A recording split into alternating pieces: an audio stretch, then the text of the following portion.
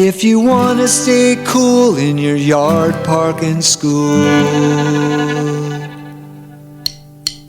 Be a habitat hero, Find some Michelle, what is going on? I don't know. This is such a departure from our regular tunes, Rick. What's happening? Well, these tunes are brought to us with full permission of the Banana Slug String Band. I love that name. We get into it. We talk to them about that name. But this is a group that's been around as long as 40 years. 40 years. 40 years in January. This 4 is decades. We're putting this out in January 2025, and it is their 40th anniversary. That's almost as long as the Rolling Stones. I mean, and they've been together, 4 members, for the entire time, the original members. And Beautiful. And not that we talk about bands and stuff, but these guys, this is a farm to school podcast, and we talk about things that, like, what is the next step of farm to school? How can you teach kids about where their food comes from? And these guys teach through song. That's all they do. Well, it's the culture of agriculture, right? Ooh, can you market that? Can you copyright Trademark. that? Right now. Trademark. It actually was pretty good, right? That's pretty good. It totally is. But it's true. Culture means a lot of different things, and I'm really excited. We do authors, we do activists, we do scholars, and we are doing musicians. I love this. Oh, and these guys, I interviewed them way back in July, and it was as we're speaking now, we have a freezing fog alert. That's a thing where we live, folks. So fog freezes to the ground to your car when you're driving through. But so it's very cold in the middle of winter. But when I interviewed them, it was 104 degrees. And I was out in a farm, and they were in town it's something called the Country Fair here in Oregon. And they've been coming, I guess, for 30 years to this thing, singing. And it's amazing. So if you Google it, you'll see lots of pictures of them. But really interesting journey, and I talked to Larry and Doug, but two of the 4 members. But yeah, I'll get into that. And Can't wait for everyone to hear about their story and dance along, warm up, listen to some music. Yeah. So anyway, we'll start here in a sec. I just wanted to tell you too, if you guys like what we're doing too, I just found out, like, on every single platform that we're doing, there's a button that says contact us on every single platform. Like if it's iHeartRadio or Spotify or Stitcher, they all have that button there.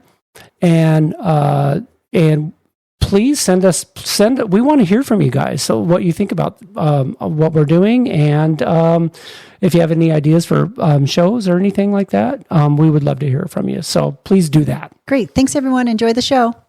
Here I am. I'm in the outskirts. Where are we? Elmira, Veneta. It was a very windy and beautiful road, beautiful country outside of Eugene, Oregon. And there's an event here they have every year called the Oregon Country Fair. And you guys come down here quite a bit for this, right? Come up here. Come up. Did I say down? Yeah. Well, it's down for me because I'm up north. Yeah. Okay. Yeah. So you come up from Santa Cruz. Yeah. Santa Cruz, California. Yeah. Okay. Yeah. And you guys are the Banana Slug String Band. So my first thing is, why banana slugs? So we're just going to take turns. This is Doug Dirt. Thank you, Mr. Dirt. Yes. Doug Dirt, Greenfield, Airy, Graff, with 2 of the founding members. All 4 of us, there are 4 of us, are still members and still performing in our 39th year. 39 years. Yeah. Wow. And 39 years ago, we were teaching, 40 years ago, we were teaching in this outdoor school in the Redwoods. Yeah. And those who know about the Redwood ecology know that after a moist, good, rainy kind of day, the banana slugs come out. Yeah. They come out. They come out from under their duff, and they come out from innovating, where they're protecting themselves. A lot of people in the country don't know what a slug is. Oh, no, that's slug. very true. They think it's like some kind of cartoon character. Yeah. But no, they're real. Yeah. They are very real. Banana, because they're yellow down in our town. Yeah, yellow or green. They get more green up here in Oregon, and even more in Washington. Black. Green and black, yeah. But they're yellow, big time yellow, our area. and they come out, and then we teach about them. They're sticky. Oh, There are a lot you of things step on about them. Oh yeah, they're like kids are going ugh. Yeah. You look at them and you're like ugh, and then there's this whole ecology about them. Yeah. And we were teaching about that in this outdoor school, and we were writing songs about it, and we were doing theater about it, and puppetries about it. So anyway, it became this. It flowed. It just flowed. It was like one of those moments where like, okay, here's this much maligned mollusk. It's a mollusk. Yeah. And it has no, like, a lot of people don't really give it a lot of love because it's gross and sticky and whatever. And then we help to bring around the truth, which is that they're the primary decomposer of the redwood forest. They eat up the duff, the leaves, dead animals, and they create new soil for the tallest living thing ever to live on the planet. Okay. The redwoods. Well, if you listen to this podcast, you will learn something new every day. And that's something I did not know that. I just knew they were very disgusting when you stepped on them barefooted as a kid. See, people asked us, like, what kind of dangerous creatures do you have? Spiders? And like, well, we do have spiders, like black widows, but they're in the eastern part of the state. And, we have slugs here. That's about it. And they're not dangerous. They just... Maybe to gardens. Yeah. Except they're very eco-specific. They really don't go venturing into gardens like snails do. Yeah. Snails can be an issue. Right. But slugs are they kind of hang. I mean, you'll see them, of course. You'll see them once in a while, but that's not the primary thing. They're going for your garden. They're not. And we have the little itty bitty slugs over here in Oregon. But I remember I grew up in Washington State, up north of Seattle, and we had the big giant banana slugs. Anyway, we're spending a lot of time on slugs, and I really appreciate it. But you did talk about, you have, so this is your official handles, Airy Larry.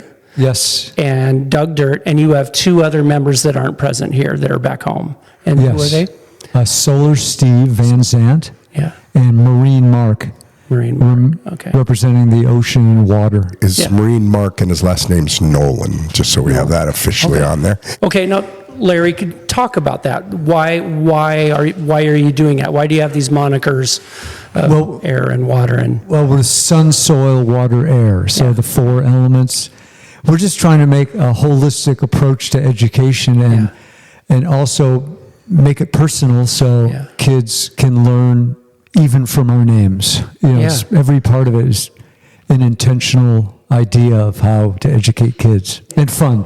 Yeah, and fun. And so you, like you've said, this is your 39th year doing this. You were teaching in the redwoods at the same time. Is that how you started to do this? Yeah, we were outdoor science teachers, naturalists, sometimes are called, and we were all teaching there. And many of us had different backgrounds of music or theater or curriculum-based stuff. And Solar Steve Van Zandt, not to be confused with the Steve Van Zandt of the Sopranos or the Steve Van Zandt of the E Street Band. This is our Steve Van Zandt. Don't be confused, the world out there. This is the Solar Steve Van Zandt, often called the Barry Manilow of environmental education music writing. He is the one that writes the songs that the whole other environmental education world sings, for sure. Yeah. We've written some, but he's written 95%. He's the real deal. Yeah. And so we were teachers, and he had already been writing. He had a body of music already, and he needed elemental support. He was kind of a folk musician. Yeah. And he wasn't an entrepreneurial type person. And he wasn't get the music out there with intention or how to do that. And Larry and I had in our DNA and backgrounds the interest in trying to develop ways to make this get out there further. Yeah. For many reasons. One, it would be a great way to make a living, and we turned out that we could, actually. Yeah, this is your day job. For 39 years. Yeah. Okay. Which, put kids through college. Wow. Still with all of us are still with our same partners. Yeah. So we are a statistical anomaly in every way. Well, and I was talking to Larry about that earlier today when I was setting up, that any rock band, as you will, there are going to be creative differences, and I'm sure you guys have had them over the years, but you're still together, and that's amazing. And that was one of my questions to Larry, is like, you guys clearly have a passion for teaching kids this environmental education, and there's so much that that meshes with my farm to school world about teaching kids about where their food comes from and stuff like that. But it was like, why was that such a lightning bolt for you guys? So, well, as Doug said, we were teachers. That was our jobs and our intention was to be educators. To be educators. So, and we also were musicians. So it was a natural joining of the two, being musicians and educators. And it was just so fun to see kids and teachers get lit up by what we were doing. I mean, it was really inspiring. Well, and on YouTube, and I'll put the links in all this stuff for your website and the YouTube stuff, and we'll listen to some of your music on the show. But a lot of your YouTube videos are live, and you see the kids out jumping up and dancing and stuff, and it's pretty cool. It's part of our thing is because we come from this background of like campfires and highly interactive environments. So it's always been our understanding as an educational process that when you're approaching the education with multi-modality interaction, you got physical, you got them singing, you got them dancing, you have them doing things with each other, that it becomes this full body experience just within a song. That the message goes in deeper, and it does, and we know it because now 39 years later, we got adults that were kids that have their kids that are telling us about how it was for them and how it is for their kids, and their parents, which are now grandparents, are telling how important it was. And it's become multi-generational, and it's real. It's the real thing. It's a real process that is truly transformational for people to have, not just be sang to, for instance, but actually become a part of the band. That's very clear, because I really like some of my favorite bands. They're the bands that come up and just sing. Like, I don't know if you guys remember the Tubes at all, or Fee Waybill and stuff. He's from the Bay Area, kind of, moved up there for art school and stuff. But it's almost like a vaudeville show, and they have a message, and they sing and dance, and they have acts and stuff. But when I've seen your guys, and you're there in costume and stuff and doing your whole thing, it's very much more entertaining to follow, especially as a kid too. I'm guessing I'm not a kid anymore. I act like one. I think after thousands of shows we've played with millions of kids, we've really become experts at connecting with children and knowing what makes them tick, and what they would enjoy to listen to, and how to interact with them at a concert. Yeah, I bet. Well, and speaking of that, when Larry and I first met through an email chain a few months ago, we were talking about your song "Dirt Made My Lunch," and so I think that's kind of a good segue into a farm to school time, like where my food comes from and all that. How did that song come about? We can listen to it, of course. Yeah, let's listen to it. Let's listen to it right now. Hiya, hiya, hiya, hiya. I'm Mr. Dirt, and on behalf of the Slugs, I'd like to welcome you to this tape. I've come with some startling news. Sit down, please, and pour yourself a glass of milk. Which, by the way, did you know it came from dirt? Say you don't believe me? Well, have a listen to this song here. Ha, ha, ha, ha, ha, ha, ha. Dirt made my lunch. Dirt made my lunch. Thank you, Dirt. Thanks a bunch for my salad, my sandwich, my milk, and my munch. 'Cause Dirt, you made my lunch. Dirt is a word that we often use when we're talking about that earth beneath our shoes. It's a place where plants can sink their toes. In a little while, a garden grows. Dirt made my lunch. Dirt made my lunch. Thank you, Dirt. Thanks a bunch for my salad, my sandwich, my milk, and my munch. 'Cause Dirt, you made my lunch. A farmer's plow will tickle the ground. You know the earth is laughed when the wheat is found. The grain is taken and flour is ground for making a sandwich to munch on down. Dirt made my lunch. Dirt made my lunch. Thank you, Dirt.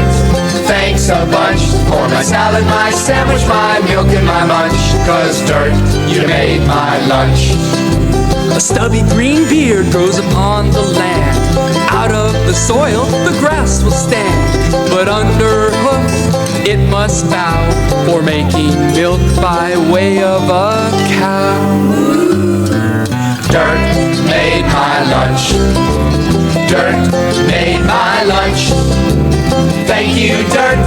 Thanks a bunch for my salad, my sandwich, my milk, and my munch. 'Cause Dirt, you made my lunch. Thanks, Dirt, you made my lunch.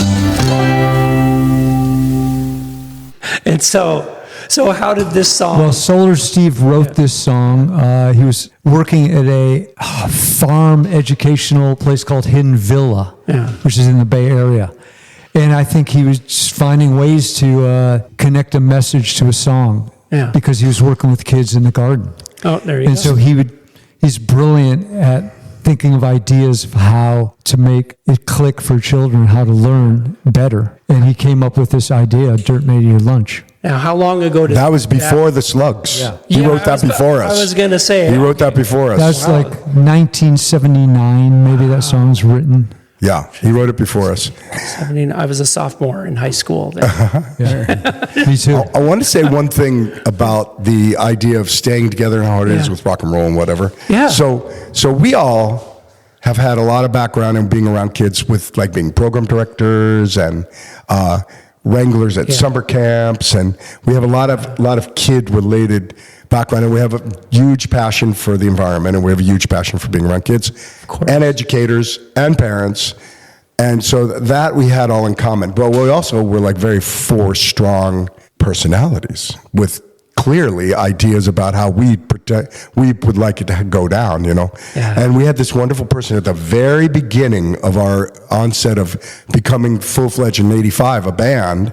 It was clear that we needed to have some coalescing, some way to keep us focused, you know, because, you know, it's just so easy to go, I'm really interested in whatever, outer space, or I don't know, whatever. Yeah. So this guy had us for a weekend, and we basically formulated over the weekend a mission statement where the band had a full mission statement that was going to direct us when we lost our way.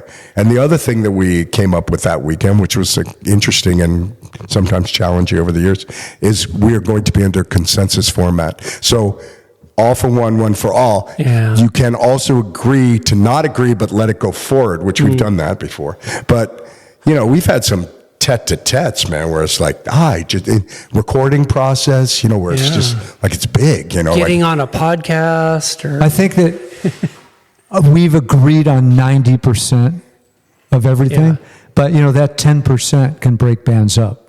Yeah. So, but, you know, we have agreed on most things, you know. Yeah. Well, I think that's really, really important. I imagine most bands just like, this is great, this feels right, so let's do it. And they just go into it. And then they don't realize that my core values doesn't agree with yours. And so, like we always say in the school garden world, don't start a school garden unless you have a plan. You know, it's the same thing. Like, what's going to happen if you have to go, you get a new job? And then we have a couple episodes on this actually, that we've had some of the biggest, beautifulest school gardens in the world that are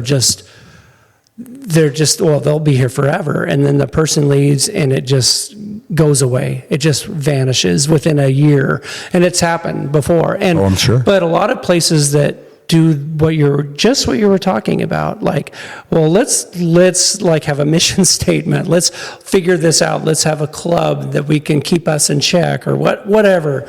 So I think that's really neat. That's really cool. I'm glad it certainly has served us. Yeah. Because there's times where we have not gotten along, and you know, on a personality level, or our partners have not gotten along, and all kinds of things come up. It's family. It's just like a family. It's just like a family. Yeah. So and so it's always been clear that no matter what's going on interpersonally, we know what our mission is. Yep. Well, and we'll keep at it. You've stood the test of time, as it were. So well, we have done that, haven't we? Yes. So, I mean, you're doing something right. In this day and age, I mean, back in the day, you used to put out albums and stuff, and now you just put out music to whatever. But do you have so many albums that you've put out or anything? Or yeah. Our last record came out in 2019. Yeah. It's called Pollinator Nation. So it really fits this topic. Yeah. All songs about gardens and insects and pollinators and organic. Saw it on your website. It's a really great record for this podcast. And hopefully you'll play a couple of those tunes. Okay, I sure could. Yeah. We have recorded 12 records over the 40 years. Yeah.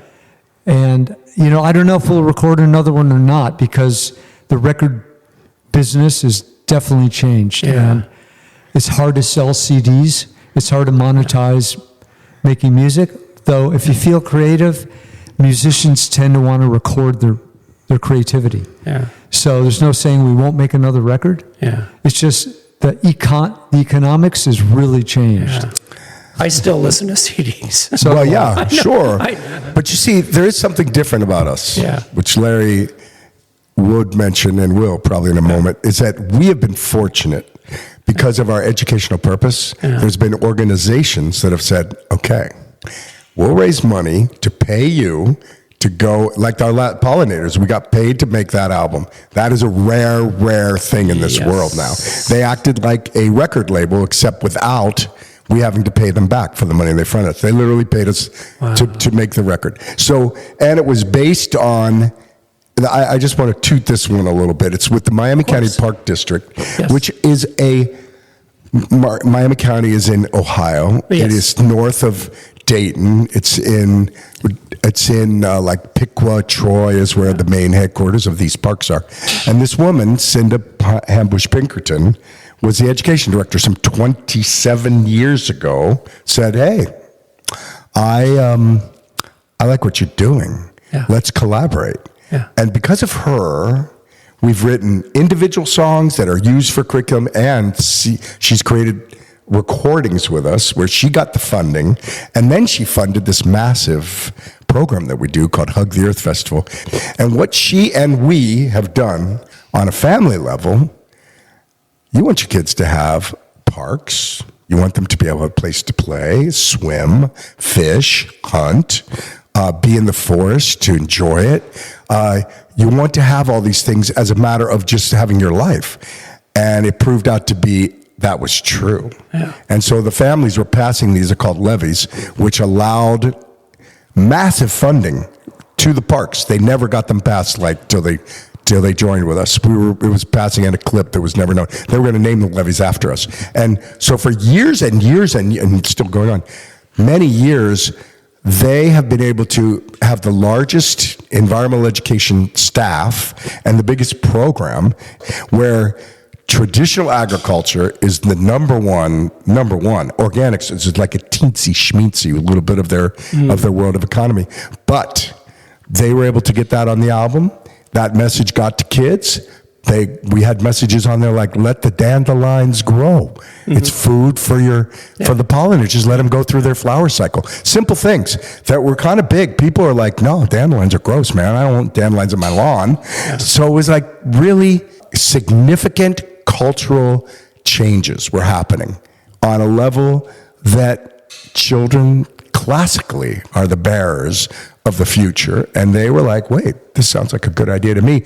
So we weren't sent out on rails for having these ideas. And in fact, we've been embraced. Yeah. And we have very traditional funders, Troy Foundation, such that we'll be taking photographs with the four hippies from California, and their arms are wrapped around us telling us, we love what you do. It's pure heart music, pure love of the earth. I mean, there's no doubt. There's no argument about that we have to take care of the planet. And so somehow you got middle Ohio interested in you, but you've actually physically been all over the country and other parts of the world, I'm assuming. And you threw out some stat to me. How many kids have listened to you? A couple million, at least 2 million. Wow. Well, you multiply 40 years times Yeah. We play for about, I just estimate 50,000 kids a year, and that's for 2 million. Yeah. Yeah. It could be more. Probably is more, actually. Yeah. It's hard to That's know. cool. It's cool. Yeah, and we've played we play a lot in some places. Like we played a lot in Ohio, we've played a lot in Hawaii. Yeah. We've played a lot in Louisiana, we've played a lot in Alaska. There's just some places that we've got to go back over and over to because we either like it or they like us. So this is a good place to break. Come back next time for the part 2 of this wonderful interview. And as we talk here, you can listen to a little bit more of Go Organic by the Banana Slug String Band. Yeah. Thanks for listening. And Farm to School was written, directed, and produced by Rick Sherman and Michelle Markiston with production support from Leanne Lochner at OSU. Thanks, Leanne. And was made possible by a grant from the United States Department of Agriculture. The content and ideas of the Farm to School podcast does not necessarily reflect the opinions of Oregon State University, Oregon Department of Education, the United States Department of Agriculture. The USDA, Oregon Department of Education, and Oregon State University are equal opportunity providers and employers. Do you want to learn more about Farm to School? Check out other episodes, show notes, contact information, and so much more by Googling up Farm to School Podcast, OSU, and you'll find us. Yeah, we'd love to hear from you. Stop by or click that button I talked about at the earlier part of the contact. Yeah, and just come by and say hello and give us an idea for a future podcast. Also, all music provided by gracious permission of the Banana Slug String Band. Thanks, guys. Thanks, guys. Bye, everyone. Let's make the choice.